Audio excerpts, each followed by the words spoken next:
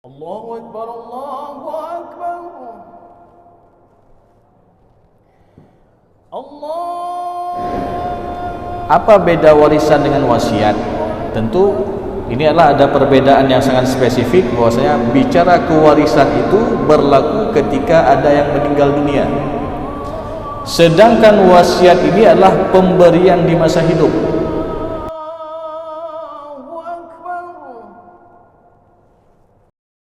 Assalamualaikum warahmatullahi wabarakatuh. Alhamdulillah alladzi bi ni'matihi tatimmus shalihat wa bi fadlihi tatanazzalul barakatu wal khairat wa bi taufiqihi tatahaqqaqul maqasid wal ghayat. Asyhadu an la ilaha illallah wahdahu la syarika lah wa asyhadu anna Muhammadar Rasulullah. Allahumma salli wa sallim ala Sayyidina Muhammad wa ala alihi wa sahbihi ajma'in, amma ba'du. Kaum muslimin dan kaum muslimat, sidang jamaah salat maghrib yang dimuliakan oleh Allah Subhanahu wa taala, serta seluruh pendengar radio Baitur Rahman, radio RRI dan radio swasta yang lainnya dimanapun anda berada.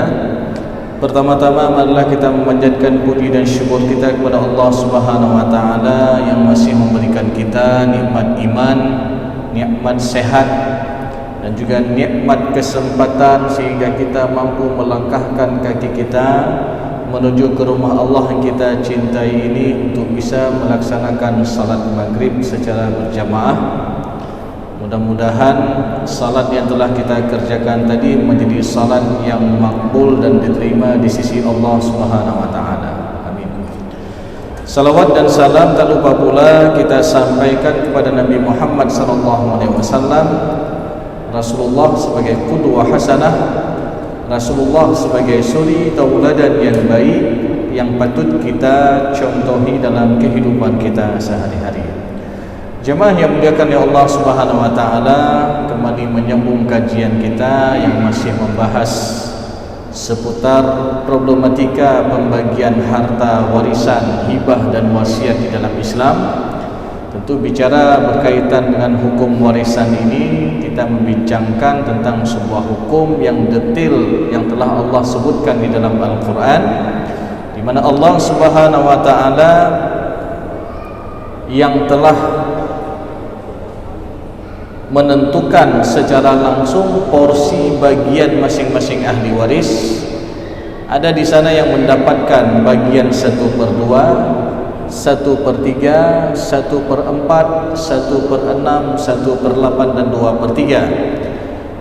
Dan bagian-bagian itu semua telah Allah sebutkan di dalam surat An-Nisa ayat ke-11, An-Nisa ayat ke-12 dan An-Nisa ayat 176. Maka jemaah yang muliakan oleh Allah Subhanahu wa taala, kemudian juga pentingnya kita mempelajari ilmu ini sebagaimana Rasulullah sallallahu alaihi wasallam dalam hadisnya menyebutkan, ta'allamul fara'id wa 'allimuhun nas, pelajarilah ilmu faraid ataupun ilmu waris dan ajarkanlah kepada manusia, kepada yang lainnya. Fa innaha nisful 'ilm, sesungguhnya dia adalah setengah daripada ilmu. Kita sudah pernah membahas makna setengah daripada ilmu dalam hadis tersebut, di mana secara ringkasnya para ulama menjelaskan makna nisful ilm di sini adalah ilmu ini berkaitan antara orang yang meninggal dengan orang yang hidup. Kemudian membaca dan membahas berkaitan dengan ilmu faraid ini banyak menyinggung bab-bab yang lain dalam permasalahan fikih. Bicara masalah kewarisan ada kaitannya dengan permasalahan nikah, bab nikah. Karena salah satu sebab mendapatkan warisan itu adalah adanya hubungan pernikahan dengan akad yang sah. Bicara masalah kewarisan ada kaitannya dengan permasalahan bab talak. Tentu kita juga harus mengetahui kapan sebuah ikatan perkawinan itu dianggap sudah putus.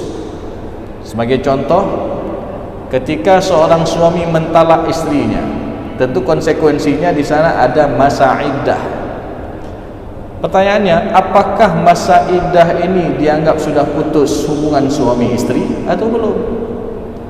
Nah, jadi contoh kasus, ada kasus seorang suami mentalak istrinya, kemudian baru sekali berjalan ataupun sebulan berjalan masa iddah, suami yang mentalak istrinya tadi meninggal dunia. Sehingga jadi sebuah pertanyaan, apakah untuk istri yang sudah ditalak oleh suaminya tadi, yang masih menjalani masa iddah ini mendapatkan hak warisan?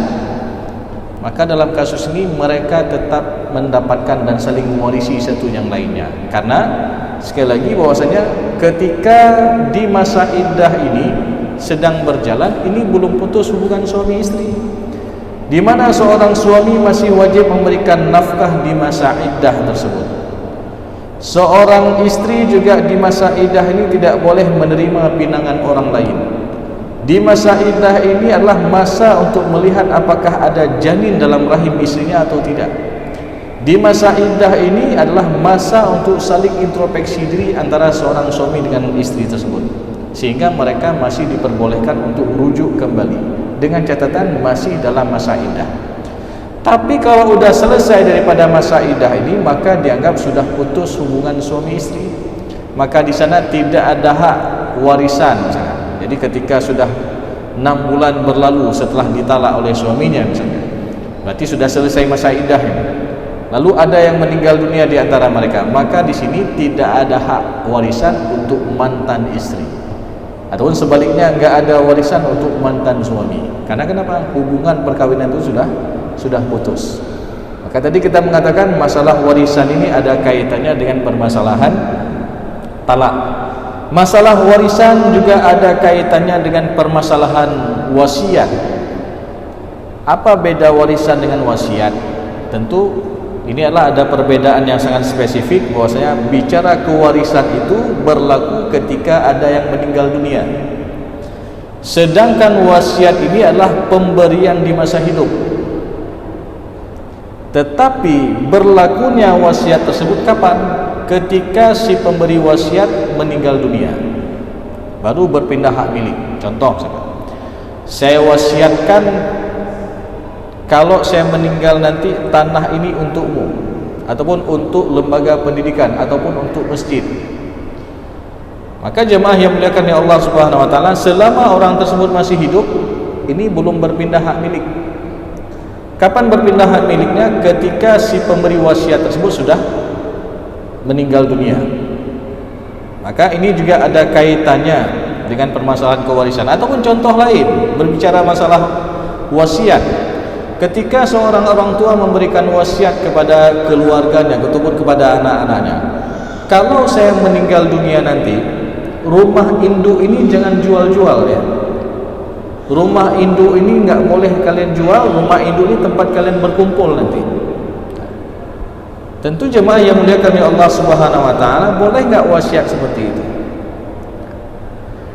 Jadi bicara tentang masalah wasiat, pada dasarnya sebagaimana Rasulullah SAW dalam hadis menyebutkan, innallaha qad a'ta kulli dhi haqqin haqqahu fala wasiyata liwarithin.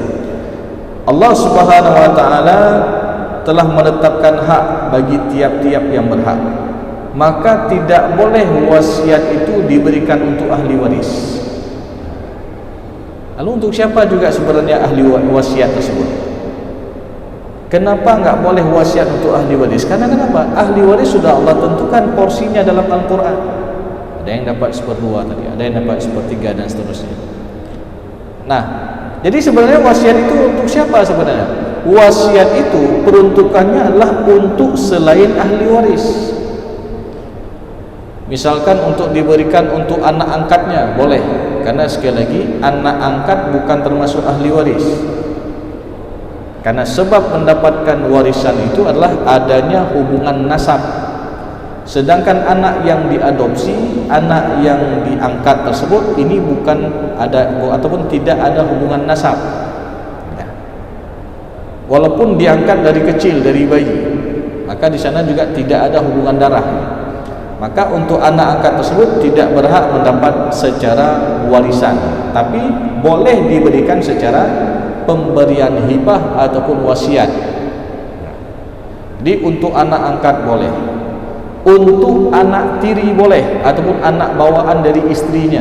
Misalkan seorang laki-laki menikah dengan seorang janda yang sudah ada anak dari suami yang dulu.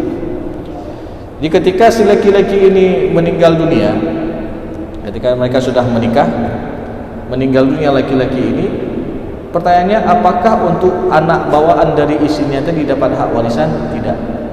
Karena kenapa? Tidak memenuhi sebab, nggak ada hubungan darah. Yang ada hubungan dia menikah dengan mamaknya saja. Ya. Maka dalam hal ini jemaah yang muliakan oleh Allah SWT, dalam hal ini itu boleh diberikan wasiat kepada anak tiri. Kalau saya meninggal nanti, ini kasih buat anak tiri. Ya. Dengan catatan wasiat itu tidak melebihi daripada 1/3 dari total harta yang ditinggalkan oleh almarhum. Jadi nggak boleh wasiat semua harta juga. Maka tadi kita menyebutkan masalah warisan ini ada kaitannya dengan masalah wasiat. Ya, tadi sebagaimana contoh tadi kita sampaikan, ketika seorang orang tua mengatakan rumah ini jangan jual-jual, maka ini kadang-kadang jadi permasalahan juga di antara ahli waris. Karena yang namanya ahli waris itu tidak semua sama ekonominya. Mungkin ada di antara anak-anak yang ditinggalkan ada yang mampan, ada yang kurang.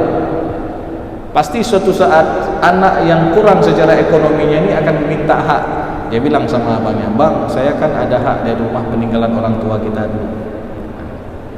Lalu yang lain, yang mapan ini mengatakan, "Dek, ini wasiat ayah kita, nggak boleh jual-jual." Nah, sehingga bagaimana? Ini kadang-kadang jadi masalah. Ya. Yang satu dia minta hak karena mungkin karena keperluan ekonominya, yang satu mempertahankan wasiat. Maka bagaimana ini jalan tengah ataupun solusinya? Maka dalam hal ini kembali kepada hukum awal bahwasanya enggak boleh wasiat untuk ahli waris. Ya, jadi wasiat untuk ahli waris itu diperbolehkan atas dasar kesepakatan semua ahli waris. La wasiyata liwarithin illa ayyasha'a warathah. Tidak boleh wasiat itu diberikan untuk ahli waris kecuali atas dasar kesepakatan semua daripada ahli waris. Itu baru boleh. Tapi kalau ada yang enggak sepakat, maka kembali kepada hukum awal, enggak boleh wasiat untuk ahli waris. Jadi ini jemaah yang muliakan ya Allah SWT. Masalah warisan ada kaitannya dengan masalah wasiat. Masalah warisan ada kaitannya dengan bab zakat. Loh, apa kaitannya nih warisan dengan zakat? Perlu kita ketahui, zakat ini adalah termasuk sesuatu yang penting yang kita perhatikan dalam agama kita. Bahkan zakat ini termasuk salah satu daripada rukun Islam yang 5. Dan kedudukannya sama seperti kedudukan salat. Jadi jemaah yang muliakan oleh Allah Subhanahu wa taala, ketika ada orang enggak mau mengeluarkan zakatnya, berarti sama dengan orang yang meninggalkan salat. Karena sekali lagi kedudukannya sama nih, sama-sama daripada rukun Islam. Dan antara salat dan zakat ini juga selalu disandingkan dan diulang-ulang, kurang lebih hampir 28 tempat dalam Al-Quran disandingkan kalimat salat dan zakat. Wa aqimus shalah wa atuz zakah. Maka jemaah yang muliakan ya Allah Subhanahu wa taala, ketika seseorang menyimpan harta yang sudah kena wajib zakat malnya, maknanya yang pertama hartanya tersebut sudah mencapai nisab. Berarti nisab zakat emas itu, ini ada beberapa pendapat, ada yang mengatakan 93,6 gram, ada juga yang mengatakan 85 gram. Kita ambil yang paling kecil, yang paling rendah saja, 85 gram untuk kehati-hatian. Seandainya misalkan kalau kita ilustrasikan harga 1 gram emas sama dengan 1 juta, berarti 85 gram kurang lebih 85 juta. Itu nisab zakat mal. Jadi jemaah yang muliakan ya Allah Subhanahu wa taala, ketika seseorang telah memiliki harta katakanlah 85 juta ke atas dan telah disimpan selama setahun, maka wajib dikeluarkan zakatnya 2,5%. Jadi ini jemaah yang muliakan oleh Allah Subhanahu wa taala, jangan sampai kita tidak mau mengeluarkan zakat. Karena ketika ada orang yang enggak mau keluarin zakat, itu Allah Subhanahu wa taala langsung di dalam Al-Qur'an dalam surat At-Taubah ayat ke-34 dan ke-35 mengancam bagi orang-orang yang tidak mau keluarin zakat tersebut.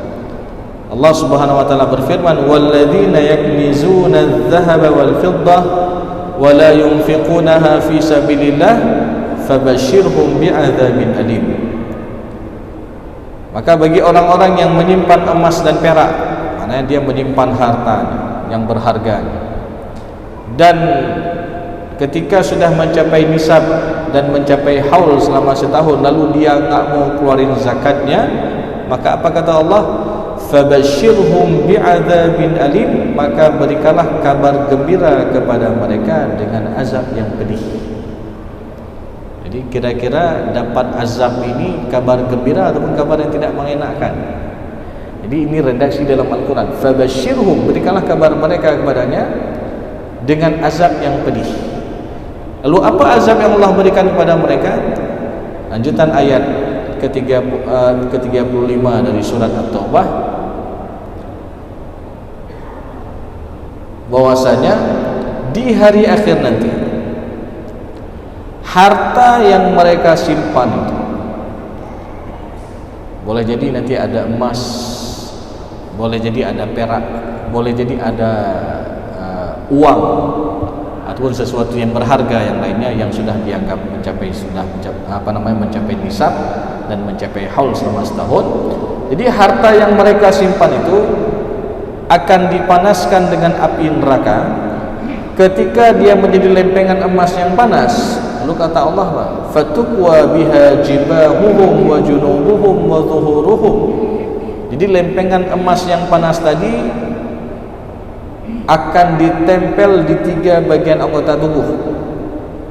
Di mana ditempel? Yang pertama ditempel di dahinya, kemudian di lambungnya, kemudian di punggungnya. Lalu Allah katakan, hadza ma kanastum li anfusikum fadzuqu ma kuntum taknizun, maka rasakanlah ini yang dulu kalian simpan.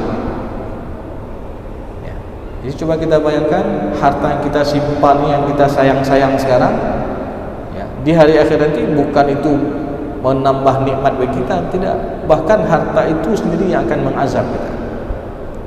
Dipanaskan dia dengan api neraka ketika dia menjadi lempengan yang sangat panas, ditempel di dahi, di lambung. Coba kita bayangkan, mungkin kalau jamaah sekalian pernah merasakan sakit asam lambung saja, kita nggak sanggup tahan.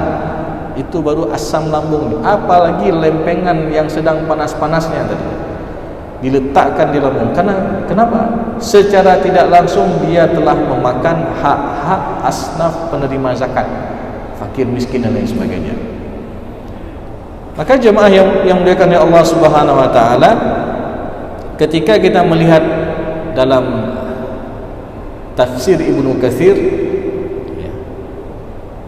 di mana tatkala beliau mentafsirkan surat At-Taubah ayat ke-34 dan 35 ini, beliau membuat sebuah kaedah. Apa kaedah yang disampaikan oleh Imam Ibnu Katsir dalam tafsirnya, tafsir Quran Al-Azim?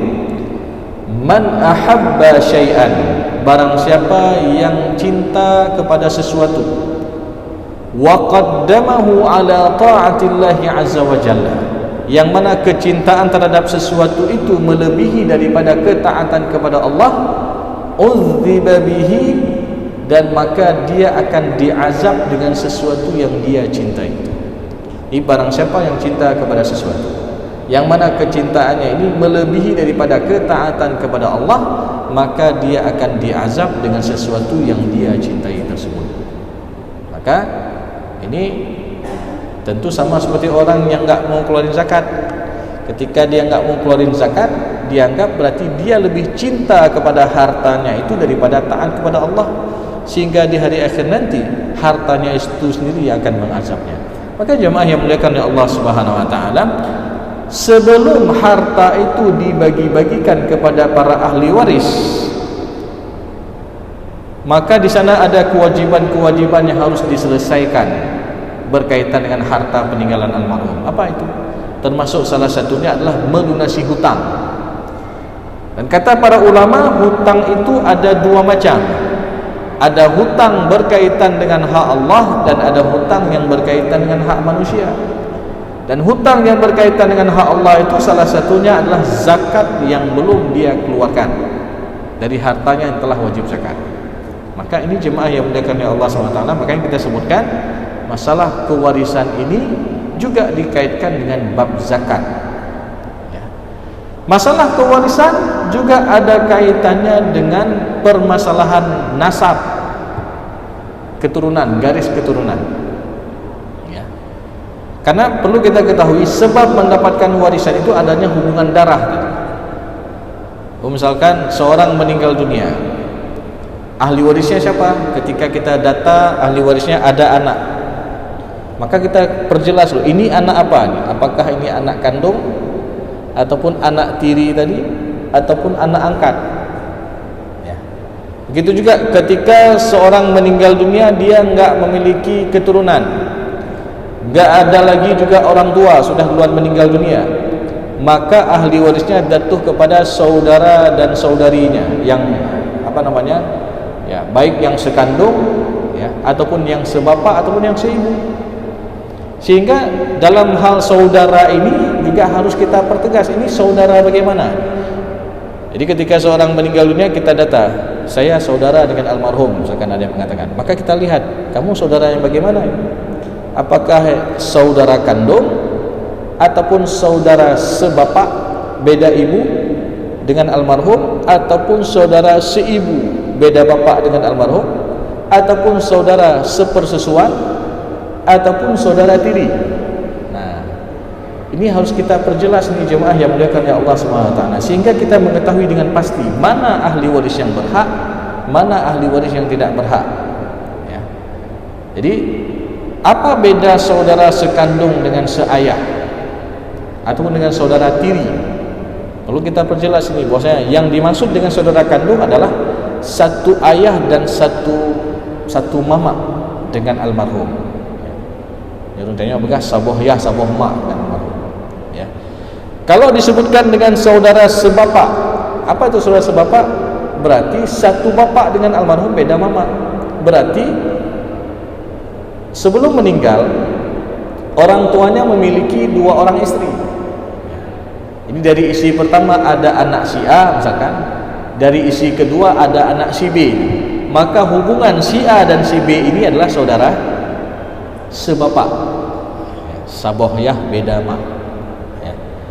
Begitu juga sebaliknya, ketika kita melihat kadang-kadang dalam sebuah keluarga duluan meninggal suami, dari hubungan mereka ada anak si A meninggal suami, selesai masa iddah 4 bulan 10 hari, istrinya ini menikah lagi dengan suami yang baru.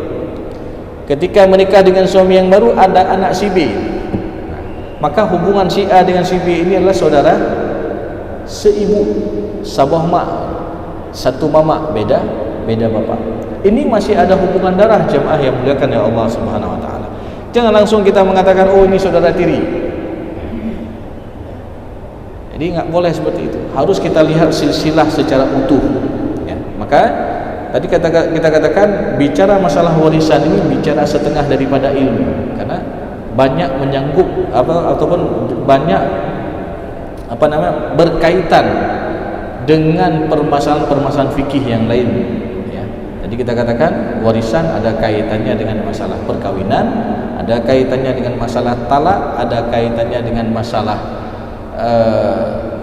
wasiat, ada kaitannya dengan masalah hibah, bahkan warisan ada kaitannya dengan masalah zakat. Dan tidak hanya itu, bicara warisan juga ada kaitannya dengan ilmu hisab, ilmu perhitungan.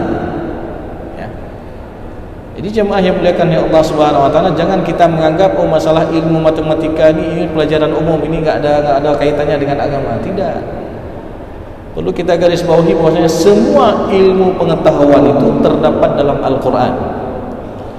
Berkaitan dengan penjumlahan, tambah-tambah, ada enggak dalam Al-Qur'an? Wah, ketika kita teliti rupanya ada. Tepatnya dalam surat Al-Kahfi ayat ke-25 ketika Allah menyebutkan lamanya Ashabul Kahfi berada dalam gua.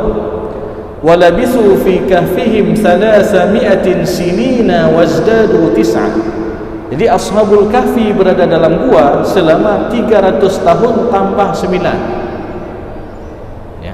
Kenapa enggak langsung Allah sebutkan 309 tahun? Kenapa kalimatnya 300 sinina wazdadu 9? 300 tahun tambah 9. Ini untuk mengajarkan kita tentang masalah penjumlahan jemaah yang dimuliakan oleh Allah Subhanahu wa taala. Jadi matematika dasar ada juga dalam Al-Qur'an. Kurang-kurang juga ada dalam Al-Qur'an. Ya. Nanti bisa dibuka dalam surat Al-Ankabut ayat ke-14 ketika Allah menyebutkan lamanya Ashabul Kahfi berada dalam gua, ataupun lamanya Nabi Nuh, ataupun Allah mengutus Nabi Nuh untuk mendakwahi kaumnya. Itu dalam masalah kurang-kurang tadi. Berapa lama masa dakwahnya Nabi Nuh alaihi salam? Ya. Jadi ini disebutkan dalam surah Al-Ankabut ayat ke-14 bahwasanya Allah Subhanahu wa taala mengutus Nabi Nuh untuk mendakwahi kaumnya selama alfasanatin illa 50 ama. 1000 kurang 50 tahun. Berarti berapa tahun? 950 tahun. Maka jemaah yang muliakan oleh Allah Subhanahu wa taala, bicara tentang masalah matematika dasar itu juga semua ada dalam Al-Qur'an. Dan tidak hanya itu, bahkan pecahan-pecahan sebagaimana kita ketahui dalam permasalahan kewarisan, ada bagian 1/2, ada bagian 1/3, 1/4 dan seterusnya. Itu semua juga ada dalam Al-Qur'an. Bahkan jemaah yang muliakan oleh Allah Subhanahu wa taala, berkaitan dengan permasalahan soal cerita dalam ataupun soal cerita matematika dalam Al-Qur'an, itu juga terdapat di dalam Al-Qur'an jemaah yang dimuliakan oleh Allah Subhanahu wa taala. Sebagaimana di dalam surat Luqman ayat ke-14 ketika Allah menyebutkan lama masa penyapihan menyusui selama wa fisaluhu fi amain. Jadi masa penyapihan itu selama 2 tahun. Jadi kalau 2 tahun itu kita konversikan ke bulan, berapa bulan? 24 bulan ya. Kemudian nanti ketika kita buka surat Al-Ahqaf ayat ke-15 yang redaksinya juga hampir sama, adalah kita disuruh untuk berbakti kepada kedua orang tua kita, khususnya ibunda kita yang telah melahirkan kita dalam keadaan susah yang bertambah-tambah. Wa hamluhu wa fisaluhu 30 syahr. Bahkan dalam surah Al-Ahqaf ayat ke-15 tadi menyebutkan melewati, seorang ibu itu melewati masa sapih dan masa hamil ditambah masa penyapihan selama 30 bulan. Jadi masa hamil ditambah masa penyapihan selama 30 bulan. Surat Al-Ahqaf ayat ke-15. Nah tadi kalau kita lihat dalam surat Luqman tadi, masa penyapihan 2 tahun sama dengan 24 bulan.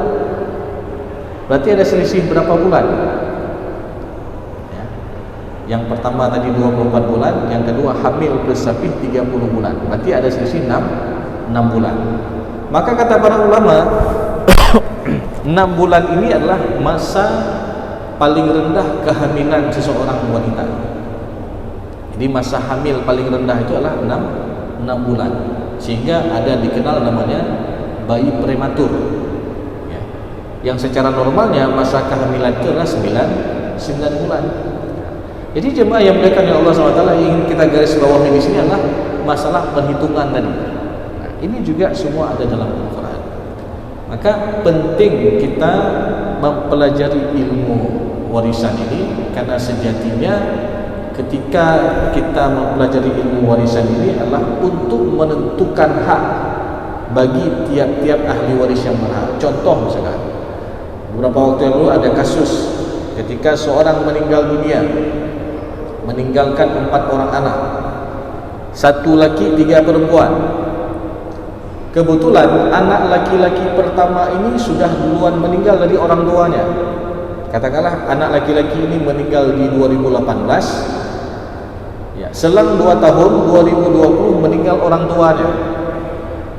Sehingga ketika meninggal orang tuanya ini meninggalkan 3 orang anak perempuan dan ada cucu laki-laki dari anak laki-laki yang pertama yang sudah duluan meninggal. Pertanyaannya, apakah untuk si cucu laki-laki ini dia dapat bagian? Ya. Dan kalaupun dia dapat, berapa porsinya? Dan boleh nggak si cucu ini menuntut hak bagian daripada bagian ayahnya yang sudah meninggal dunia? Maka dalam hal ini jemaah yang dimuliakan oleh Allah Subhanahu wa taala, secara porsi pembagian warisan, untuk ketika seorang meninggal dunia meninggalkan 3 orang anak perempuan, maka bagian mereka adalah 2/3. Berdasarkan surat An-Nisa ayat ke-11, fa in kunna nisaa fawqa thnataini falahunna thulutsa ma tarak. Jadi ketika seorang meninggal dunia meninggalkan keturunan perempuan, ya, ada 2 orang ke atas, dalam kasus ini ada 3 orang perempuan semua, enggak ada anak laki-laki, karena laki-laki ini sudah dianggap meninggal dunia, maka bagian dia adalah ataupun bagian mereka adalah 2/3. 2/3 ini dibagi 3 nanti. Ya. Maka kalau kita persentasekan, kalau 2/3 itu hampir mencapai 65% kurang lebih. Ya. Berarti 65% itu hak untuk anak-anak perempuan semua.